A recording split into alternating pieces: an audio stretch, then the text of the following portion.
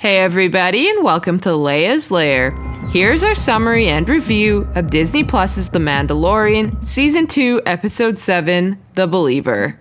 This episode starts off with Mayfeld working in a junkyard. He is informed that Marshal Cara Dune needs him and is taken back to the Slave One, where he meets Fennec Shand, Boba Fett, and his old nemesis Mando. He agrees to help them find the coordinates of Moff Gideon's ship and suggests they go to Morak to get it. The five arrive on the planet and devise a plan to get into the mining hub. Mando and Mayfeld pose as transport troopers on a Rhydonium transport. Along the way, they are attacked by some pirates who want to blow up the transport. Mando is able to hold them off, and the two successfully deliver the transport. Once inside, they have to find an Imperial terminal. They do so, but before Mayfeld can go and get the coordinates, he spots one of his old commanders. Out of fear of getting recognized, he refuses to continue, and Mando is forced to do it, even though it involves a face scan and removing his helmet. Mando collects the coordinates and is approached by Mayfeld's old commander. Mando freezes up when the commander asks for his identification, but Mayfeld comes to save him. The three men sit down for a drink, where they make a toast to Operation Cinder. The Imperial commander is proud of the accomplishment, but Mayfeld is obviously upset about it and the casualties. So much so that he shoots the officer and starts a firefight with all of the troops. Mando and Mayfeld escape with the help of some sharp shooting from Fennec and Cara and a rescue from Boba. Mayfeld puts his own sharpshooting to use and blows up the Rhydonium and the whole complex before they fly away. Afterwards, Cara and Mando set Mayfeld free. The episode closes with Moff Gideon receiving a message from Mando that is almost identical to the speech that Moff Gideon had made on Navarro. Okay, so what we liked and didn't like. Well, I really love that Mayfeld was back and Bill Burr, because his comedic relief in this episode was such a breath of fresh air. Yeah, he was really good. He was so good. He had so many great little jokes, when Boba comes out and he's like, "Oh, yeah. I thought you were different. Someone else I knew." And then Mando comes out, he's like, "Oh, yikes." Yeah, exactly. Yeah, that was a really good moment. Definitely adds some comedic relief. It's great to see him back. Yeah. Yeah, I really liked that we got to see, this different side of Mayfeld too. We got to see a lot of emotion from him in this episode. I didn't really think when they were like, "Oh, we got to bring back Mayfeld" in the last episode, I didn't actually think he was going to be in it this much. But I'm very happy that he is. Yeah, you can definitely tell that he's a different character than the one we saw in season 1. Yeah. He has a lot more, I guess, I think in season 1, you don't really know a lot of his backstory. It's just comedic relief. There's a bunch of new characters, so you don't really get the But they're depth. also all kind of bad. So he just goes with the bad crew. But then this whole episode, I was kind of expecting him to just turn on Mando, and he just didn't. He was just so helpful and so nice. Right. And even when Mando's forced to take off his helmet, he's like, "I'll just pretend I never saw you." Yeah. And he just doesn't make a big deal about it. Yeah, he's definitely helping Mando explore new areas. Mm-hmm. Also, Boba's paint job on his armor was real nice, I'm just gonna say. Right, in the last episode, it's all dinged up, and then now it's just freshly painted. It's literally unrecognizable. I don't think you ever see it that nice. It looks so nice and new. The helmet is so green and crisp. Yeah. Still has the dent, but... Yeah, it still has all his logos on it. Yeah, I'm wondering if next episode we'll see Slave 1 painted then. That'd be pretty cool, because it's looking a little it's also worse for wear. Yeah. I also just when Boba was "Oh yeah, I can't go in there. They might recognize my face." And I just chuckled to myself. I was hey, he's one of the clones. Yeah, no, they would definitely recognize him. Yeah, I really liked the action too, the Mando just busting all those pirates up.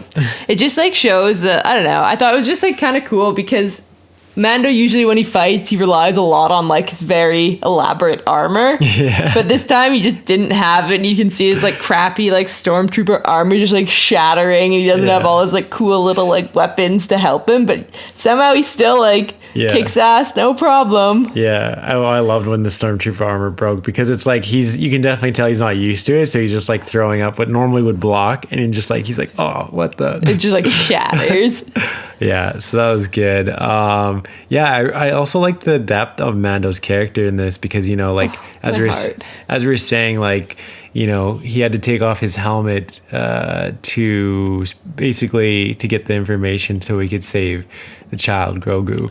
That was so cute. It's just like in season 1, it was just like he would never take it off, and it's just like you can always tell he's reluctant, but he did it because if he didn't, he would never find the child, and that just shows how much he like loves the child. Yeah, he'll do anything to get him back, because he was like in a room full of people when he did that. Yeah, I don't know, it was just like so nice, and then he got the nickname Brown Eyes. Right.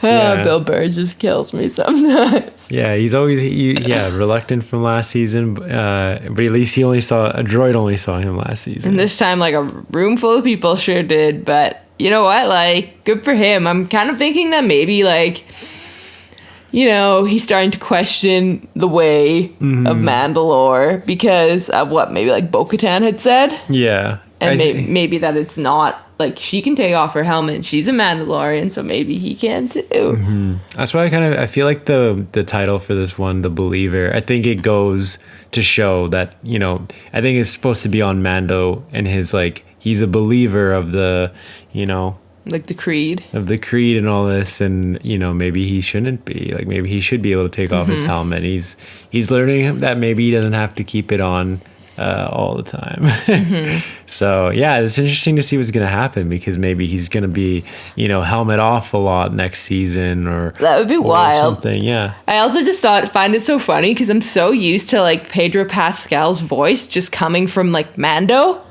but then as soon as he takes off his like helmet and he starts talking, it's like his voice does not like work with him without the helmet on. Yeah, no, it's definitely a different scene when he has his helmet off. It's like kind of surreal. You're like, oh, what the? Yeah.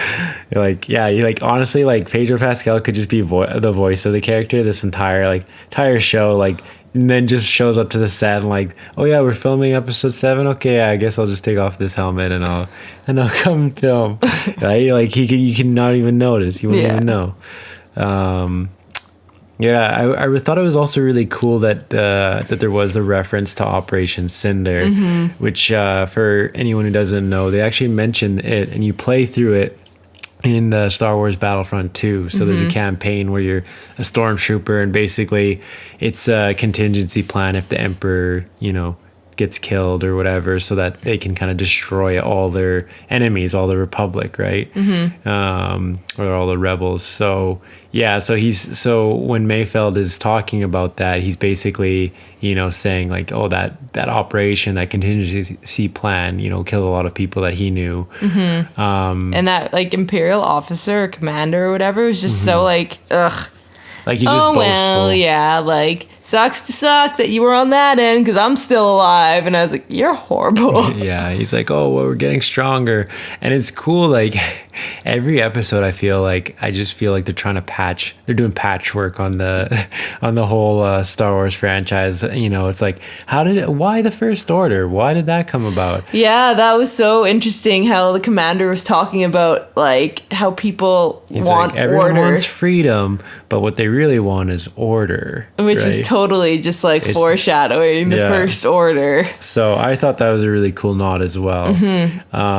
It's just like interesting how it's like so intertwined. Yeah, no, they're doing a great job. Hats off. I also thought it was very cool at the end when the Slave One, they dropped the bomb. Oh, that was so cool. Just like in episode 2, and you're waiting for it to make that iconic sound, that silence, and then wow. Yeah. Like just takes out all. Oh, that was good. Really like that.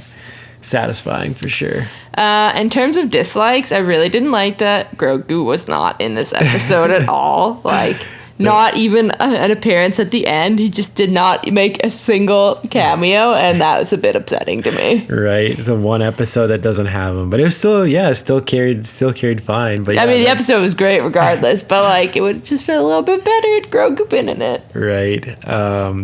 Yeah, the best part is if you read the description on Disney Plus, it says Mando and the child, and you're like, oh, okay, yeah, maybe he's back with the child. Nope. No. The description is misleading you. Totally. But nonetheless, it was still a really good episode. So. Mm-hmm. So in terms of a rating, I'm going to give this episode a 7.5. I thought it was full of a lot of good action. I really liked Bill Burr's return and his comedic relief. But I also just liked the emotional depth that you get with Mando in this episode and his love for the child. I thought that was so great. But what I said just before, I really didn't like the child wasn't in it. So that's why it gets a little bit of a lower rating from me, 7.5. Yeah, I'm also going to give it a 7.5. I thought this episode was great. It had Operation Cinder mention, Boba's cool bomb, all these characters, like good action, like sharp shooting, and these fight scenes on top of the rover. And you get all this depth. You get Mayfeld's backstory. You get to see more of his character, which is actually really cool. I actually really enjoyed that.